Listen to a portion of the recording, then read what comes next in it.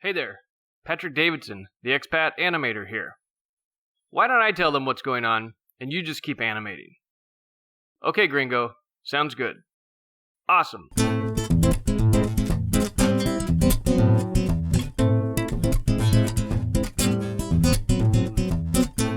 As you might know, we animate in 2D, or hand-drawn animation.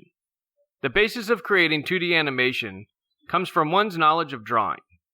So we've decided to start a new segment here where Patrick will be teaching drawing classes. But we need your help. We need ideas to draw, characters, things, objects, whatever you want. Just submit your ideas in the comments area. But please keep it clean. Patrick will do his best to break down how he sees the drawing in basic shapes and recreate it in real time. You can follow along or just watch and learn some new techniques. So what are we calling this new segment? It will be called Patrick Draws, and we hope to be adding to it weekly. You can follow along right here or go to patrickdraws.com for more info. Please help us spread the word, and we look forward to seeing you soon.